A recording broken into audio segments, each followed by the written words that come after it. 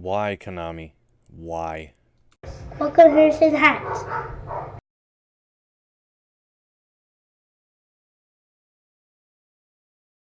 Hey guys, welcome back to Harrison Hacks. Today I want to talk to you about the TurboGrafx-16 Mini slash PC Engine Mini and some of the issues that I see regarding it. So let's get right into this. It feels like the PlayStation Classic all over again, and I hope Konami doesn't go this route. I hope they actually put some care into this thing like Nintendo did, like it seems like Sega's doing. We'll find that out in September. Speaking of release dates, March 19th, 2020 has been announced for release. Honestly, I think they missed it here. I think they should have went for a holiday release. This seems like they would have sold a lot more if it was during the holiday season because people would pick it up. Hey, I remember this person had a TurboGrafx as a kid, and then they would go and buy it as a one-off and so on and so forth. The other thing is you won't see this at your local retailers. From what they've announced so far, it's just an Amazon exclusive. So you'll only be able to get this on Amazon. More information regarding, hey, 50 games. Well, read the fine print. You're looking at 24 TurboGrafx-16 titles in English and 26 PC Engine titles in Japanese. The other thing is that some of them overlap. So some of the games that are in Japanese are actually also in English. So you're not really getting 50 games, specifically, I guess. Now, all games are the same no matter what region you buy your Mini, which is kind of weird. I thought they would have done exclusives in Japan, exclusives in Europe, and exclusives in North America, but they did not. So, it is what it is there. It does look pretty cool. We are going to get the option for the 5-player multi-tap, which I want to talk to you guys about that as well. And I'll get into the game lineup a little bit later in the video. So the price so far seems like it's 10,500 yen. Now that equates to nearly 100 US dollars or roughly 125, 126 Canadian dollars. Pretty pricey. And the reason why I say that is when we go down a little bit further, let's see what it includes. So you're getting HDMI, it's micro USB for the power, 720p or 480, pretty cool, via HDMI. Now, however, it's including one controller, right? At this price point, one controller, which is just crazy to me. The USB cable for one, HDMI cable for one, and an instruction manual. So you are not getting the power brick. So this is why it feels like the Sony PlayStation Classic. You're not getting the power brick. At least Sony included 2 controllers. And you saw the price drops almost immediately with Sony. So if I click buy from Amazon, and I'm on the North American site, I'll click buy from Amazon, and it shows up on Amazon Japan. And you can see there's also the PC Engine Core Graphics Mini for Europe, and the TurboGrafx-16 Mini for North America. And we go through all the English titles here, which I will go through briefly in a moment. And then we have the Japanese titles, and they are in Japanese, they are in English. So here's my thing is there are translated versions out there people have done to these games, patches and whatnot. Konami, you should have done that. You should have had some of these games in English. So, it could have been like, wow, never before, North American release of Rondo of Blood in English. It would have been crazy. So you're going to have to spend, I'm in Canada. Let's say I got to spend $125 plus tax to get the console. Now I want to play with my son, so I have to buy another controller, which is probably going to be another 20 to 25 bucks, I would imagine, plus tax. Now the Turbo Tap, I'm probably going to want that as well. So who knows, 20, 25 bucks is my guess. It's only a USB hub, but nonetheless, got to pay for that. And if I want the official AC adapter, I'm going to have to pay for that as well. So all in all, if you were wanting to have 5 controllers, you'd have to buy 4. So let's say they were 20 bucks a pop plus the adapter. Let's say it was 20. So you're at $100 extra on top, and I'm going in Canadian dollars here. Plus the adapters should be no more than 15. So you're at $240 plus tax for this mini console if you want the whole shebang. I mean, I know not everyone is going to do that. But even if you want to just play 2 players, you're going to be out about 35 to 40 bucks Canadian plus tax. So just be aware of that. Keep that in mind. You know, the lineup does look good, but like I said, some games cross over.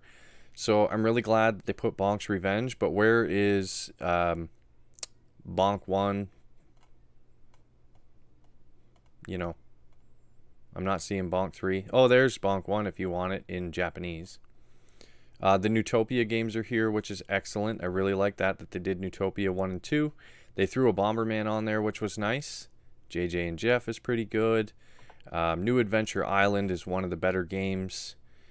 And, you know, Alien Crush is good. Blazing Lasers is alright.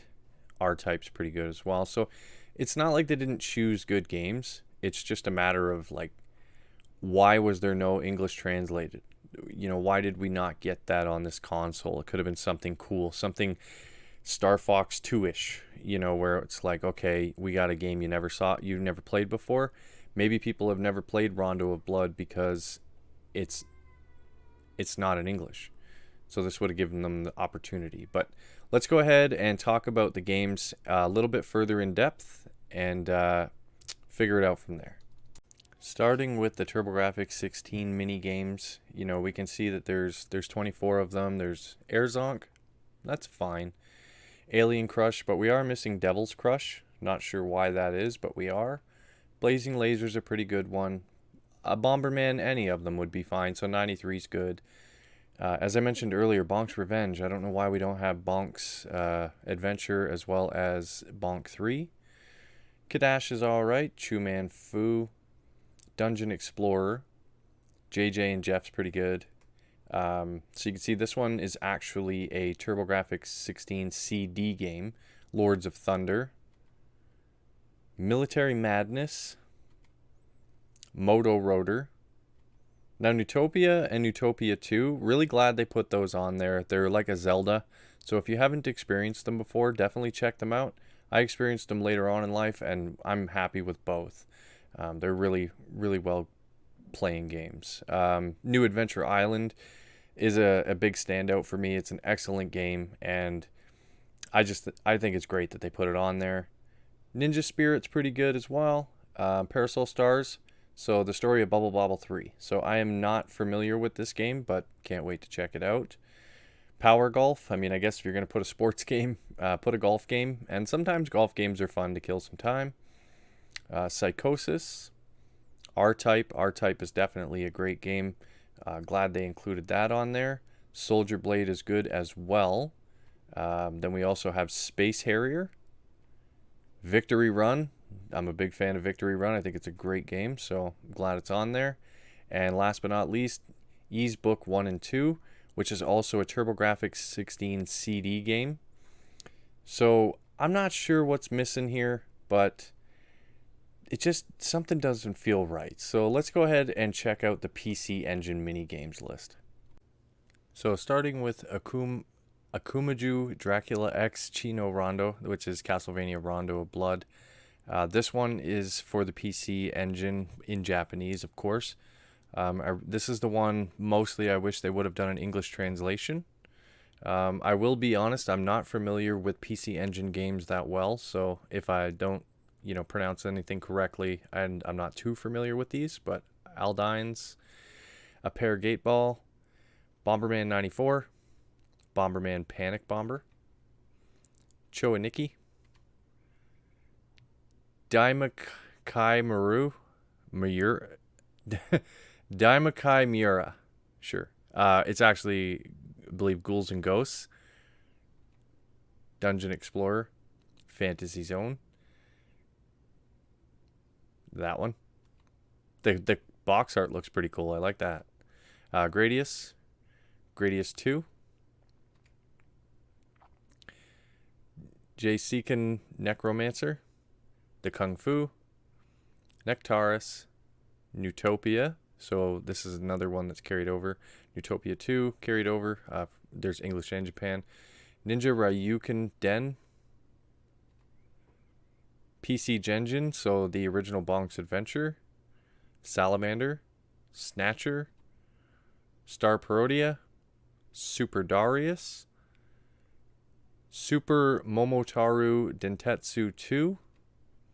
Superstar Soldier. And again, Ys 1 and 2. So there's a couple games missing here for me.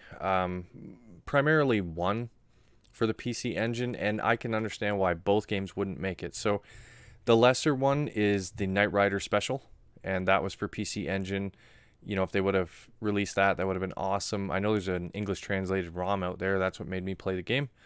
The one that I really wanted that I'm sure they couldn't get due to licensings is Die Hard.